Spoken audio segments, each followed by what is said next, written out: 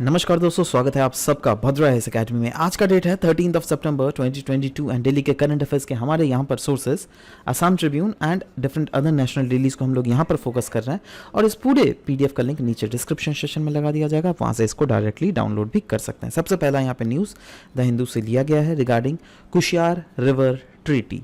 Now आपको recently हम लोगों ने कुछ दिन पहले भी डिस्कस किया था दैट बांग्लादेश के साथ जो है परसों के क्लास में बेसिकली सेशन में दैट बांग्लादेश के साथ डिफरेंट एमओयू साइन किए गए हैं, जिसमें एक वाटर शेयरिंग ट्रीटी भी साइन किया गया है to share the water of Kushiyara river. ना ध्यान दीजिएगा, कुशियार रिवर जो है ये देखो बराक रिवर है, बराक रिवर का डिस्ट्रीब्यूटरी है ये कुशियार रिवर, है ना, ट्रिब्यूटरी नहीं है, इसका क्या है, डिस्ट्रीब्यूटरी है, याद रहेगा ना, है ना। और ऑफ कोर्स ये आसाम के थ्रू फ्लो करता है, उसके बाद ये बांग्लादेश में घुस जाता है।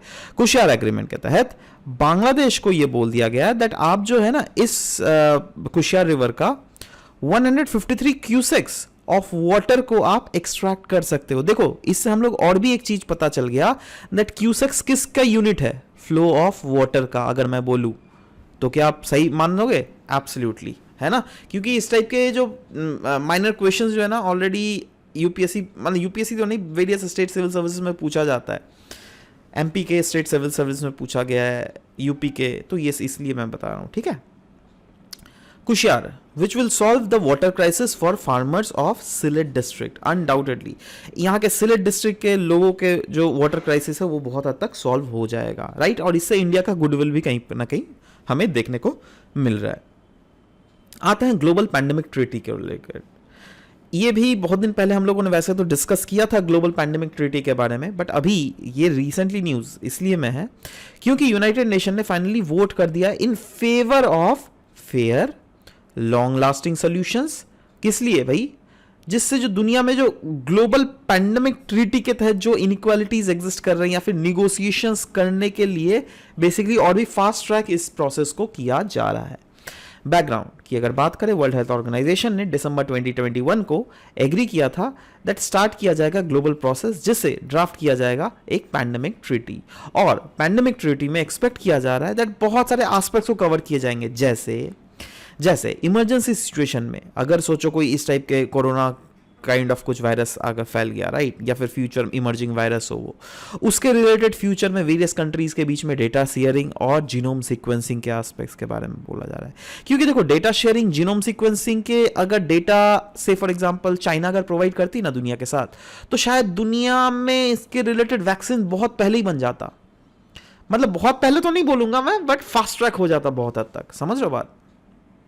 तो यहां पे वही बोला गया है इक्विटेबल डिस्ट्रीब्यूशन ऑफ वैक्सीन और ड्रग्स जिससे किया जाएगा दुनिया भर में, है ना। ऐसा नहीं दैट जो देश बेटर ऑफ कंट्रीज है जिनके पास प्रोडक्शन कैपेबिलिटीज है, जैसे इंडिया, जैसे यूरोप, जैसे यूएसए, सिर्फ उन्हीं लोगों को ही वैक्सीन मिले। इनफैक्ट सब लोगों को मिलना चाहिए दुनिया में, ठीक है। Related research through out the world, अगर कोई भी रिसर्चेस हो रही है तो इसके रिलेटेड कैसे क्या क्या एस्पेक्ट बनने चाहिए, तो उसके फ्रेमवर्क ग्लोबल पैंडेमिक ट्रीटी में क्लियरली आउटलाइन किया जाएगा। नेक्स्ट न्यूज जैसे दोस्तों एज सच पहले ही बता देता हूं, उतना इंपॉर्टेंट नहीं है।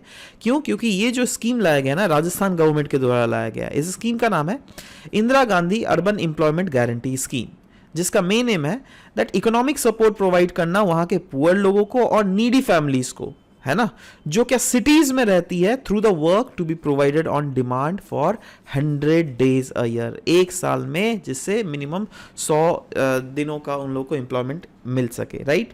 एलिजिबिलिटी 18 से 60 ईयर तक के जो बीच के जो लोग हैं, है ना, और जो अर्बन लोकल बॉडीज में रह रहे हैं, so yes they are eligible for it, जिसका इनकम लिमिट एज सच कोई भी इनकम लिमिट नहीं है।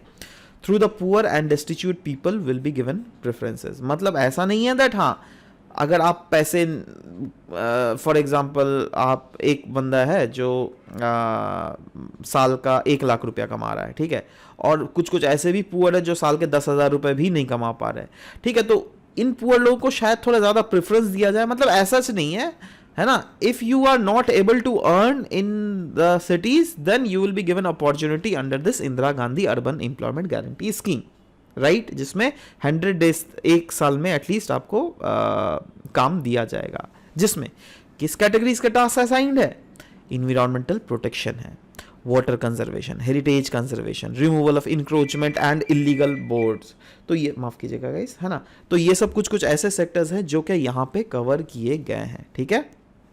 सो मतलब इसके रिलेटेड अगर काम होगी तो of course this will be assigned under Indira Gandhi urban employment guarantee scheme. Clear है, चलो आगे बढ़ते हैं। इसी के तरह डिफरेंट अदर राज्यों में वेरियस स्कीम्स है जिसके बारे में हमें जानना चाहिए, जैसे केरला, जैसे उड़ीसा, झारखंड, मध्य प्रदेश। केरला में इसका नाम है अयान काली अर्बन एम्प्लॉयमेंट गारंटी स्कीम, ये केरला का है, ठीक है। वैसे ही देखिए उड़ीसा में है urban veg employment initiative under उन्नति इन उड़ीसा, ठीक है। वैसे ही आपको यहां पर देखने को मिलेगा मुख्यमंत्री श्रमिक योजना झारखंड में, मुख्यमंत्री युवा स्वाभिमान योजना मध्य प्रदेश में। तो अगेन नाम सिर्फ अलग अलग चेंज है, इसी टाइप के कुछ एस्पेक्ट्स है। Next, tree outside forest in India initiative, जिसको लॉन्च किया गया है by ministry of environment, forest and climate change and USAID के द्वारा, जिसका मेन एम है दैट ट्री कवरेज जो है ना उसको एक्सपैंड करना है आउटसाइड द ट्रेडिशनल फॉरेस्ट, वो भी by 28 lakh hectares. Now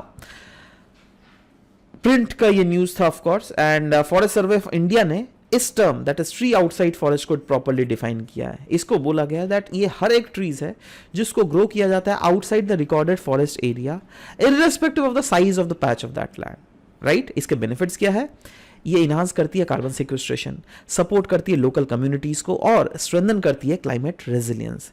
implementation अगर देख लीजिएगा तो 7 स्टेट में, जी हाँ 7 states that is Andhra Pradesh, Assam, Haryana, Orissa, Rajasthan, Tamil Nadu, UP, ठीक है। इन 7 स्टेट में ऑलरेडी इंप्लीमेंट कर दिया गया थ्रू द पार्टनरशिप, जो क्या फार्मर्स, कंपनीज और प्राइवेट इंस्टीट्यूशंस के बीच में है। और मेन एम यही है, बार बार बता रहा हूँ, कार्बन सिक्वेस्ट्रेशन को इन्हांस करना, लोकल कम्युनिटीज को सपोर्ट करना, ठीक है, वगैरह वगैरह। ट्रीज आउटसाइड फॉरेस्ट इंडिया में मेनली ग्रो किया जाता है प्राइवेट लैंड में, ठीक है। और जी हाँ दोस्तों, इंडिया में अगर देख लीजिएगा ये one of the main sources है वुड का हमारे देश में, जो कि इंडस्ट्री या फिर डोमेस्टिक वुड फ्यूल के लिए यूज़ किया जाता है। In fact total forest and tree cover जो है कंट्री का वो है 24.62% of the geographical area of the country, ठीक है। ये कुछ कुछ डेटा थे जो कि आपको मेंशन किया हुआ है। Anyways, urban water body information system news में था, क्योंकि ministry of housing and urban affairs national remote sensing के हेल्प के साथ उन्होंने लॉन्च किया है urban water body information system portal, जो क्या प्रोवाइड करती है सैटेलाइट इमेजेस वाटर बॉडीज का for proper water management planning in the cities. Now examinative point of view से आप prelims as well as mains के एनालिटिकल पॉइंट के folder point में आप इसको इस्तेमाल कर सकते हो, पहले क्लियर कर देना चाहता हूं, ठीक है। ओके, नाउ इस urban water information system UWAIS के अंडर वेरियस स्टार्टअप्स को अपॉर्चुनिटीज दी जाएंगी। बेसिकली स्टार्टअप्स को फाइनेंशियल सपोर्ट प्रोवाइड की जाएंगी अंडर अप टिल 20 लाख, जिससे वो वाटर मैनेजमेंट और रिजुविनेशन के सेक्टर में काम कर सके। और ये स्टार्टअप्स वैसे सेलेक्ट किया जाएगा जो क्या India water pitch pilot scale startup challenge में अव्वल आए होंगे, ठीक है, उनको सेलेक्ट किया जाएगा। चलो आगे बढ़ते हैं।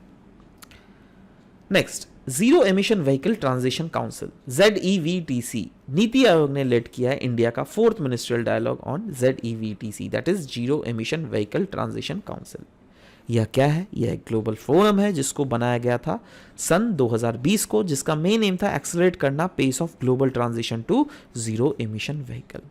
स्टेटस क्या क्या है? कार, वैन, बसेस, ट्रक्स, जो कि अकाउंट करते हैं for 21% of the global anthropogenic carbon dioxide emissions, ठीक है, तो उनको बेसिकली इसके अंडर लाया जाएगा।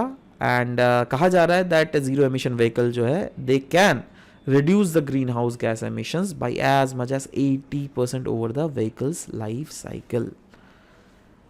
Next, International Renewable Energy Agency ने रिलीज किया है bio energy for the energy transition, जिसका मेन एम है इस रिपोर्ट का दैट स्टेटस जो है सस्टेनेबल बायोडाइवर्सिटी डेवलपमेंट के रिलेटेड उसको और भी कंफर्म किया जा सके और उसके सेक्टर में और भी अच्छा तरीके से काम किया जा सके। तो जी हाँ, किसके द्वारा रिलीज किया? जैसे मैंने बोला IRENA, फुल फॉर्म इसका क्या है? International renewable energy agency. उनका पूरा का रिपोर्ट का नाम है bio energy for energy transition ensuring sustainability and overcoming barriers report. Bio energy यह एक फॉर्म ऑफ रिन्यूएबल एनर्जी है जो कि जनरेट किया जाता है जब हम लोग बायोमास को बर्न करते हैं, है ना। Example, biofuel for transportation, of course burn किया जाता है, यूज किया जाता है ना जी। हाँ, सो बायो एनर्जी करंटली अगर हमारे देश में देख लीजिएगा 2/3 ऑफ जितने भी renewable energy consumption world wide किया जाता है ना, दुनिया भर में 2/3 तो यही किया जाता है। तो आप खुद सोचिए इसका इंपॉर्टेंट कितना है। इनफैक्ट अगर बेनिफिट के सेक्टर में देखें तो जी हाँ दोस्तों, अगर modern applications of bio energy का हम लोग प्रॉपरली इस्तेमाल करते हैं तो अनडाउटेडली इलेक्ट्रिसिटी जनरेशन में, बिल्डिंग्स में जो हीट जनरेट किया जाता है, ट्रांसपोर्टेशन फ्यूल्स, इंडस्ट्रियल यूजेजेस के लिए हम लोग डिफरेंट अरीना में इसमें काम कर सकते हैं। They can also play a major role in energy transition, specially in the sectors जहाँ पर रिन्यूएबल ऑल्टरनेटिव्स काफ़ी ज़्यादा लिमिटेड है। IRENA हेडक्वार्टर है बॉन में, फाउंड किया गया था 2009 में, और एक इंटर गवर्नमेंटल ऑर्गेनाइजेशन है जो कि कंट्रीज को सपोर्ट करती है in their transition to sustainable energy future, जिसमें 168 मेंबर कंट्रीज है। Next, Indo Pacific economic framework ministerial summit recently conduct किया गया था, उसी के लिए ये न्यूज़ में भी है। बेसिकली ये Indo Pacific economic framework ministerial summit जो है, ये एक US लेड इकोनॉमिक ग्रुपिंग है 14 कंट्रीज़ का। मेन एम इसका यही है दैट इंडो पैसिफिक रीजन में कैसे चाइनीज एग्रेशन और चाइना के जो नॉन ट्रांसपेरेंट ट्रेड और इकोनॉमिक पॉलिसीज है उसको काउंटर किया जा सके, ठीक है। और इसके मेंबर कंट्रीज में 4 क्वाड के कंट्रीज तो है ही, मेन क्वाड के कंट्रीज, जिसमें इंडिया, USA, जापान, ऑस्ट्रेलिया है ही वो सब, बट साथ ही साथ साउथ कोरिया भी है, न्यूजीलैंड भी है, फीजी भी है, ठीक है। तो कितना हो गया, 4, 3, 7, और बाकी 7 जो है ना एशियन कंट्रीज है। देखो इन 7 एशियन कंट्रीज में भी कुछ कुछ एशियन कंट्रीज आपको नहीं दिखेंगे, जैसे यहाँ पे म्यांमार देख लेना, है ना, तो लाओस दे देखना, कंबोडिया, तो ये सब नहीं देखेंगे, मतलब दे आर इनटू द पाला of China, right, they are more incline to China, है ना, तो इसीलिए इनको इंक्लूड ही नहीं किया गया है। समझ लो बात।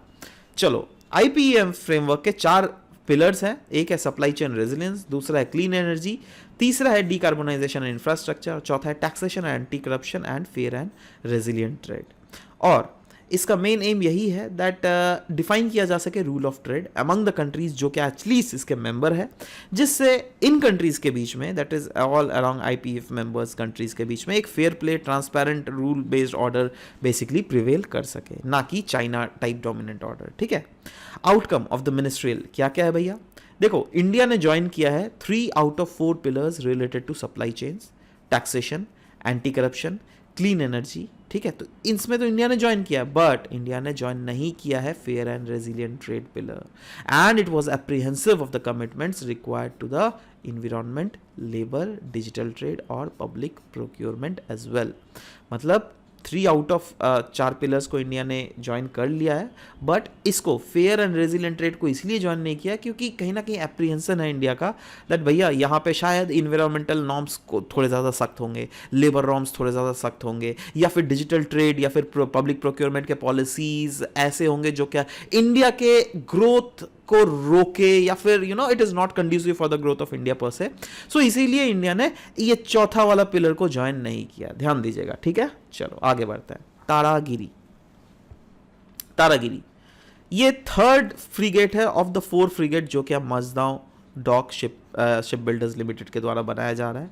फ्रीगेट है ये, ठीक है, ध्यान दीजिएगा ना। ये पूरा अंडर एक प्रोजेक्ट में आता है जिसका नाम है प्रोजेक्ट 17A, ठीक है ना। ये प्रोजेक्ट 17A के अंदर 7 स्टेल्थ फ्रीगेट बनाया जाएगा जिसका अराउंड कॉस्टिंग पड़ेगा 50,000 करोड़ रुपया। इन 7 फ्रीगेट्स में 3 फ्रीगेट्स के कॉन्ट्रैक्ट जो है कोलकाता के बिल्डर को मिला हुआ है, और 4 फ्रीगेट्स के कॉन्ट्रैक्ट जो है मजगांव डॉक लिमिटेड को मिला हुआ है, जिसमें ये तीसरा फ्रीगेट का नाम है तारागिरी। याद रखिएगा, इस टाइप के क्वेश्चंस ऑलरेडी सिविल सर्विस में पूछे गए। फ्रीगेट्स और डिस्ट्रॉयर के बीच में बेसिक डिफरेंस जो होता है, freight kind of squad vertical होता है जो क्या सी लाइन्स ऑफ कम्युनिकेशंस को प्रोटेक्ट करता है, बट डिस्ट्रॉयर की अगर बात करें तो ये बेसिकली आप बोल सकते हैं जब ज़्यादा होलिस्टिक है, ज़्यादा बड़ा है।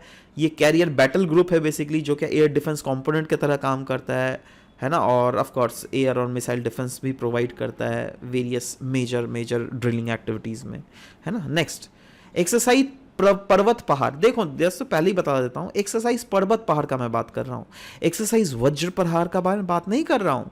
वज्र प्रहार की अगर बात करें तो यूएसए और इंडिया के स्पेशल फोर्सेस के द्वारा एक जॉइंट मिलिट्री एक्सरसाइज था वो वज्र प्रहार। बट ये पर्वत पहाड़ जो है ना, ये एक एक्सरसाइज है जो कि रिसेंटली लद्दाख प्लेट्यू में कंडक्ट किया गया था at an altitude of 14,000 feet, है ना। और इसमें वेरियस चीनी हेलीकॉप्टर्स का इस्तेमाल किया गया था, K9 वज्र हाउट्जर इनका इस्तेमाल किया गया था, ठीक है।